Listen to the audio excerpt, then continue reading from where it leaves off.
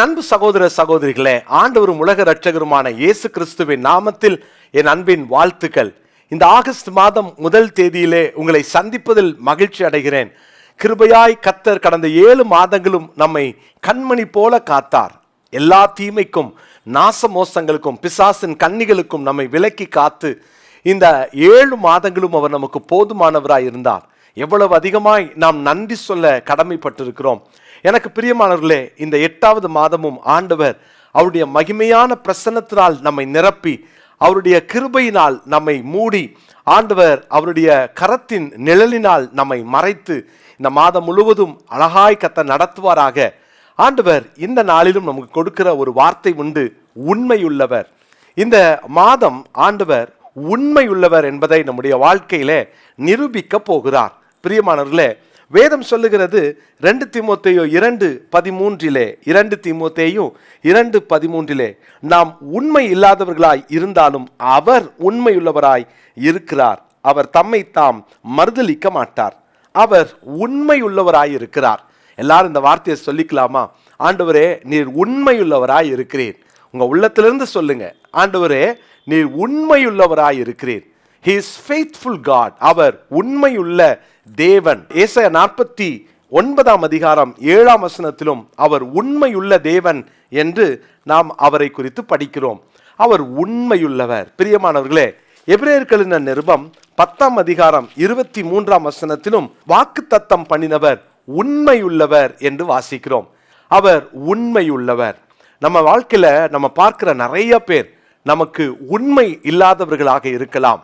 உண்மை இல்லாமல் நம்மோடு பழகலாம், அல்லது உண்மை இல்லாமல் அவர்கள் வாக்குகள் மாற்றலாம், அவர்கள் மாறலாம், உண்மையற்ற வார்த்தைகளை பேசலாம், அல்லது உண்மையற்றவர்களாக இருக்கலாம். பல நேரங்களிலே நம்மை சுற்றி அநேகரை உண்மை இல்லாதவர்களை நாம் பார்க்கிறோம். ஆனால் கர்த்தருடைய பிள்ளைகளே, தேவன் நம்மை பார்க்கும்போது நம்மையும் அப்படி பார்ப்பாரோ என்ற ஒரு கேள்வி நமக்குள் இருக்க வேண்டும். காரணம் என்ன தெரியுமா? நம்ம சிலரிடத்துல உண்மையா இருக்கும்போது அவங்க நம்மகிட்ட உண்மை இல்லாம இருந்தா மனவேதனைப்படுவோம்ல, காயப்படுவோம்ல. அதே மாதிரிதான் உண்மையுள்ள தேவன் நம்மை பார்க்கும்போது நாம் உண்மை இல்லாதவர்களாய் இருந்தால் எவ்வளவு காயப்படுவார், எவ்வளவு வேதனைப்படுவார். யோசித்து பார்த்திருக்கீங்களா? தேவன் உண்மையுள்ளவரா இருக்கிறார் அப்படின்னா அவருடையவர்களாகிய நாமும் உண்மையுள்ளவர்களா இருக்கணும்.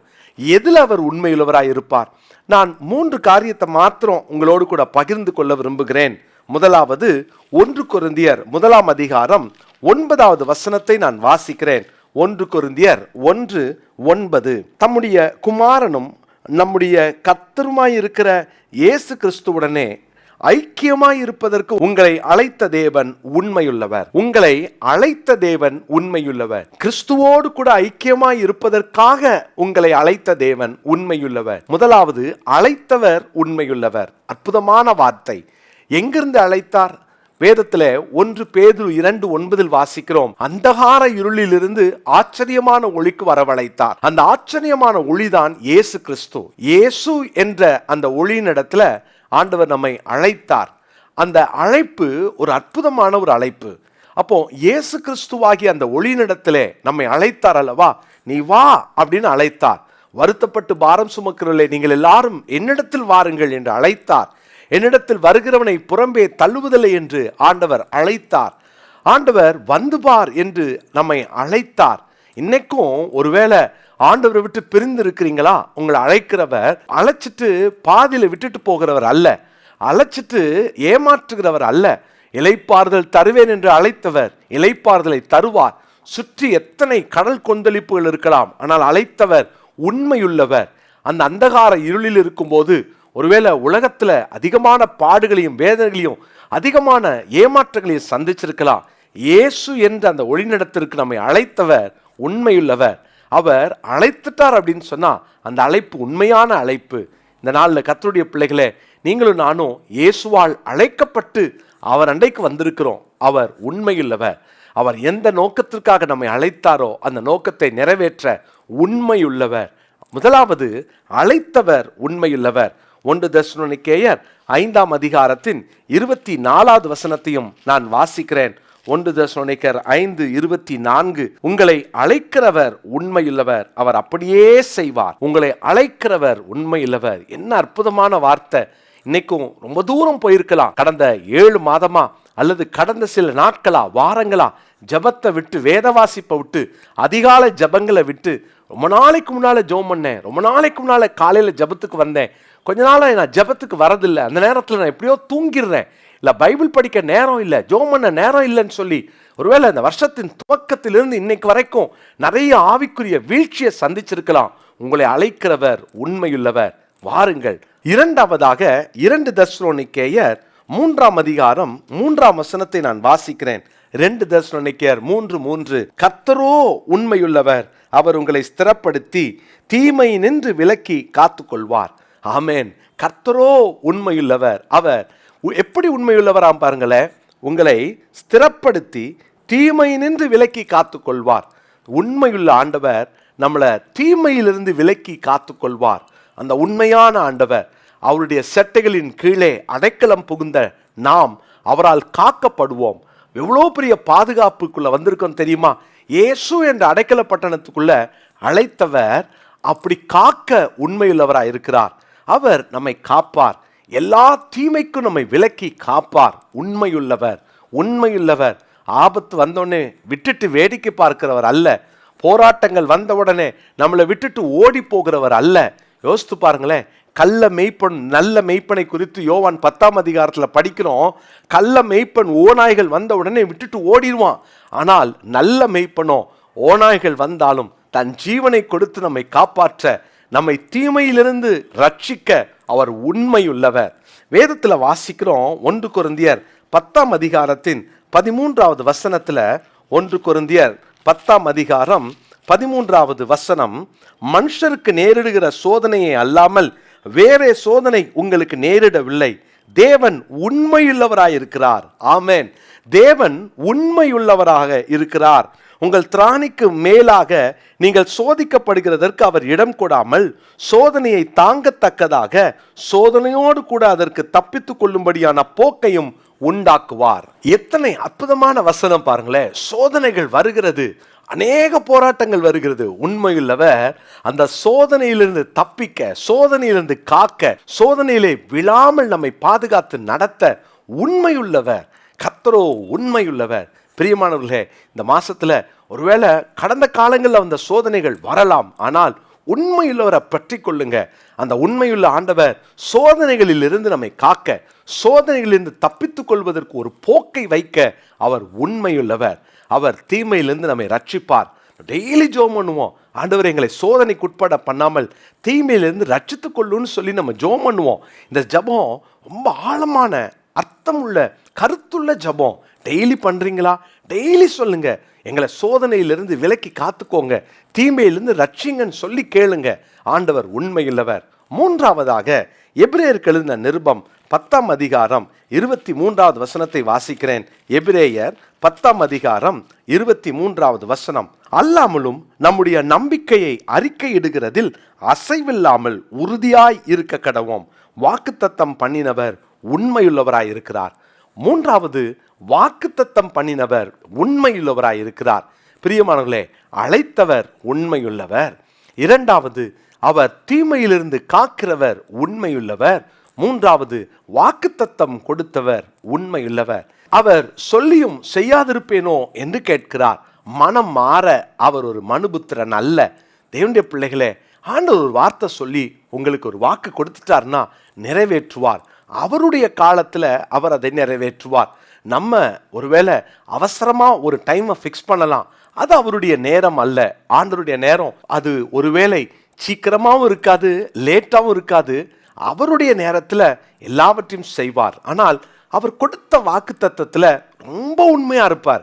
ஒரு வாக்குத்தத்தம் கொடுத்துட்டாரா, இந்த மாசம் ரொம்ப நாளா நான் வாக்குத்தத்தத்தை வாங்கி காத்திருக்கிறேன், நிறைவேறலன்னு சொல்லி ஒருவேளை கண்ணீரோட இருக்கலாம். ஒருவேளை நீங்க புலம்பி போராடிக்கிட்டு இருக்கலாம், ஏன் கர்த்தர் சொல்லி நிறைவேற்றலன்னு சொல்லி ஒருவேளை கர்த்தருடைய வசனத்தை சந்தேகத்தோடு கூட இன்னைக்கு கேட்டுக்கிட்டு இருக்கலாம். எத்தனை நாட்கள் ஆயிருந்தாலும் கர்த்தருடைய வாக்குத்தத்தம் உண்மையுள்ளது. அவர் உண்மையுள்ளவர். வாக்குரைத்தவர் பொய் உரையாதவர். அவர் உண்மையாய் அதை நிறைவேற்றுவார். விசுவாசியுங்க. அருமையான சகோதரனே, சகோதரியே, உபாகமத்தின் புஸ்தகத்துல 7ஆம் அதிகாரம் 9வது வசனத்தையும் நான் வாசிக்கிறேன். உபாகமம் 7ஆம் அதிகாரத்துல 9வது வசனம். ஆகையால் உன் தேவனாகிய கர்த்தரே தேவன் என்றும் தம்மில் அன்பு கூர்ந்து தமது கற்பனைகளை கை கொள்ளுகிறவர்களுக்கு அவர் 1000 தலைமுறை மட்டும் உடன்படிக்கையையும் தயவையும் காக்கிற உண்மையுள்ள தேவன் என்றும் நீ அறிய கடவாய்ன்னு சொல்றார். அவர் என்ன அழகான வார்த்தையை பார்த்தீங்களா? தம்மிடத்தில் அன்பு கூர்ந்து தமது கற்பனைகளை கை கொள்ளுகிறவர்களுக்கு 1000 தலைமுறை மட்டும் உடன்படிக்கையையும் தயவையும் காக்கின்ற உண்மையுள்ள தேவன். இதை நம்ம அறிந்திருக்கணும். கர்த்தருடைய பிள்ளைகளே, ஆண்டவர் வாக்குத்தத்தம் செய்தவர், உண்மையுள்ளவர். என்ன வாக்குத்தத்தம் உங்களுக்கு கிடைச்சிருந்தாலும் அதை பிடிச்சுக்கோங்க, அதுக்காக நன்றி சொல்லுங்க, ஜெபம் பண்ணுங்க. நாம் ஈசாக்கை போல வாக்குத்தத்தத்தின் பிள்ளைகள். அதே நேரத்தில் நாம் நம்முடைய நம்பிக்கையிலே உறுதியாக இருக்க கடவோம். இந்த மாசத்துல உறுதியா இருங்க. இதை மாத்திரம் நம்ம உறுதியாக பற்றி கொள்வோம். உறுதியா இருங்க. ஆண்டவரை உறுதியா பற்றி கொள்ளுங்க. அவருடைய வார்த்தையை உறுதியா பற்றி கொள்ளுங்க.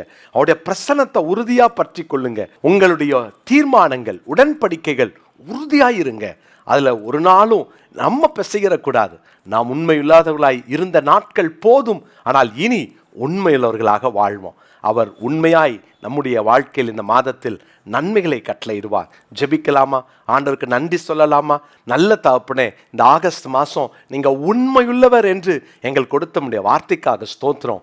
உண்மையுள்ளவர், எங்களை அழைத்தவர் உண்மையுள்ளவர், எங்களை காப்பதிலே உண்மையுள்ளவர், வாக்குத்தத்தம் கொடுத்தவர் உண்மையுள்ளவர். நன்றி செலுத்துகிறோம். ஒரு நாளும் எங்களை விட்டு விலகாதவர். எங்களை சுற்றி அநேக உண்மை இல்லாத சம்பவங்கள் நடந்தாலும், நாங்கள் எத்தனையோ முறை உமக்கு உண்மையில்லாதவர்களாய் வாழ்ந்தாலும், நீரோ எங்களுக்கு உண்மையுள்ளவராய் இருக்கிறீர். உண்மையுள்ள தேவன் என்பதை நாங்கள் அறிந்து உமக்கு நன்றி செலுத்துகிறோம். நாங்கள் ஒவ்வொரு நாளும் உம்மை உறுதியாய் பற்றி கொண்டு தொடர்ந்து ஓட எங்களுக்கு கிருபை தாரும். இந்த ஆகஸ்ட் மாதம் முழுவதும் ஒவ்வொரு நாளும் இந்த வார்த்தையை கேட்கிற இந்த அருமையான சகோதரனையும் சகோதரியும் இந்த குடும்பத்தையும் ஆசீர்வதியும். உடைய பிள்ளைகளுடைய கையின் பிரயாசத்தை ஆசீர்வதியும். வீண் செலவுகளுக்கு விலக்கி காத்துக்கொள்ளும். நாச மோசங்களுக்கு விலக்கி காத்துக்கொள்ளும். எல்லா பிசாசின் கண்ணிகளுக்கும் விலக்கி காத்துக்கொள்ளும். எல்லா விதமான பாவங்களுக்கும் சாபங்களுக்கும் எல்லா விதமான தீமைகளுக்கும் எல்லா ஆபத்துகளுக்கும் ஆண்டவருடைய பிள்ளைகளை விலக்கி காத்து கொள்ளுங்க. நீங்க உண்மையுள்ளவர். ஆண்டவரே, தீமைகளோடும் சோதனைகளோடும் அதிலிருந்து தப்பிக்கிறதற்கு வழியை உண்டு பண்ணுகிற தேவனாகிய நீர் உண்மையுள்ளவர். ஆண்டவரே, என்னென்ன வாக்குத்தத்தங்கள் எல்லாம் உங்க சமூகத்துல பெற்று காத்திருக்கிறாங்களோ இந்த ஆகஸ்ட் மாதம் நிறைவேறட்டும். நீர் உண்மையுள்ளவர். ஆண்டவர் உண்மையுள்ள தேவன் என்பதை உங்க பிள்ளைங்க அறியட்டும், உணரட்டும், ருசிக்கட்டும். அப்பா, இந்த மாதம் எல்லா விதத்திலும் பிள்ளைகளுக்கு துணையா நில்லுங்க. ஆண்டவர் கூட இருங்கப்பா. எங்களுக்கு அது போதும். உங்க பிரசன்னம் எங்களோடு கூட இருக்கட்டும். எல்லா விதத்திலும் வீண் செலவுகளோ மருத்துவ செலவுகளோ இந்த குடும்பத்துக்குள்ள வராதபடி உடைய பாதுகாப்பு இருக்கட்டும். செட்டைகளின் நிழலினால் இந்த குடும்பத்தை பார்த்து கொள்ளுங்கப்பா. போக்கையும் வரத்தையும் ஆசீர்வதியும். கையின் பிரயாசங்களிலே ஆசீர்வாதத்தை காணட்டும். ஆண்டவரே, வேலையில்லாத பிள்ளைகளுக்கு இந்த மாதத்தில் வேலை கிடைக்கட்டும். ஆண்டவரே, திருமணத்துக்கு காத்திருக்கிற பிள்ளைகளுக்கு நன்மைகள் வரட்டும், கை கூடட்டும். ஆண்டவரே, புத்திர பாக்கியத்திற்கு காத்திருக்கிறவர்களுக்கு ஒரு நன்மை செய்யும். இந்த மாதத்திலே உம்முடைய பிள்ளைகளுடைய வீழ்ச்சிகள் ஜெயமாய் மாறட்டும். இந்த மாதத்திலே கர்த்தர் தமது பிள்ளைகளுக்கு செய்கிற அதிசயத்தை உம்முடைய பிள்ளைகள் உம்முடைய நாம மகிமைக்கென்று சாட்சியாய் நின்று சொல்லட்டும். அப்படிப்பட்ட கிருபைகளை தாரும். ஆண்டவருக்காக பெரிய காரியங்களை செய்ய, ஆண்டவருக்காக இன்னும் அநேக ஊழியங்களிலே ஈடுபட கிருபை தாரும். இந்த மாதம் நாங்க மற்றவங்களுக்கு ஆசீர்வாதமா இருக்கணும்பா. அப்படிப்பட்ட பாக்கியத்தை இந்த வார்த்தையை கேட்கிற அத்தனை பேருக்கும் தாரும். நீர் செய்வதற்காக நன்றி செலுத்துகிறோம். தாழ்த்தி உங்க கரங்களை ஒப்புக் கொடுக்கிறோம். எல்லா துதியும் கனமும் மகிமையும் உம் ஒருவருக்கே கொடுக்கிறோம். இயேசு ரட்சகரின் நாமத்தில் ஜெபிக்கிறோம் நல்ல பிதாவே. ஆமென், ஆமென். பிரியமானவர்களே, கர்த்தர் உங்களை ஆசீர்வதிப்பார். ஆண்டவர் உண்மையுள்ளவர். நம்ம உறுதியா இருப்போம். அவருடைய நாமத்தை மகிமைப்படுத்துவோம். கேட்கிற இந்த செய்தியை உங்களுக்கு தெரிந்த ஒரு சிலருக்காவது நீங்கள் அனுப்பி வையுங்கள். ஆண்டவர் உங்களை ஆசீர்வதிப்பார். இந்த நாளுக்குரிய மனப்பாட வசனத்தை குறித்துக் கொள்ளுங்கள். எபிரேயர் 10ஆம் அதிகாரம் 23ஆம் வசனம். எபிரேயர் 10:23. கர்த்தர் உங்களை ஆசீர்வதிப்பார். இந்த மாதம் குறிப்பாக குருடர்கள் மத்தியில மனக்கண்களை திறப்போம் என்ற தலைப்பிலே நாம் கர்த்தருடைய ஊழியத்தை செய்யவிருக்கிறோம். அநேக பார்வை அற்ற சகோதர சகோதரிகளுக்கு நாம் சுவிசேஷம் சொல்ல போகிறோம். ஒருவேளை ஆசைப்படுறவங்க, நாங்களும் இணைய வேண்டும் என்று விரும்புகிறவர்கள் எங்களோடு கூட இணைந்து கொள்ளலாம். போன மாதம் அநேக மைக்ரன்ஸ், கிட்டத்தட்ட 3 லட்சம் மைக்ரன்ஸுக்கு சுவிசேஷம் சொல்வதற்கு ஆண்டவர் கிருபை பாராட்டினார். 1 லட்சம் தான் நம்முடைய டார்கெட்டா இருந்துச்சு. ஆனா கர்த்தருடைய கிருபையில 3 லட்சம் பேரை சந்திக்கவும் கைப்பிரதிகளை கொடுக்கவும் சுமார் 50,000 பேருக்கு ஆண்டவருடைய கிருபையினால் நியூ டெஸ்ட்மென்ட் கொடுக்கவும் ஆண்டவர் கிருபை செய்தார். இந்த மாதத்துல திட்டம், நம்முடைய ஜெபம், நம்முடைய தரிசனம் பார்வையற்றவர்களை சந்திக்க வேண்டும். எனவே நீங்கள் எங்களோடு கூட இணையலாம். உங்களுக்கு ட்ரைனிங் கொடுத்து உங்களை அந்த ஊழியத்தில் ஈடுபடுத்த விரும்புகிறோம். 3 நாட்கள் தான் அந்த ஊழியம். எனவே நீங்கள் எங்கிருந்தாலும் உங்கள் பகுதியில் அந்த ஊழியத்தை செய்வதற்கு நாங்கள் உங்களுக்கு உதவி செய்ய விரும்புகிறோம். தொடர்ந்து இந்த ஊழியங்களுக்காக ஜெபியுங்கள். விங்ஸ் ஆஃப் விக்டரிக்காக ஜெபம் பண்ணுங்க. நாம் இணைந்து தேவராஜ்யத்தை கட்டுவோம். ஆண்டவருக்கே மகிமை உண்டாகட்டும். God bless you. Amen.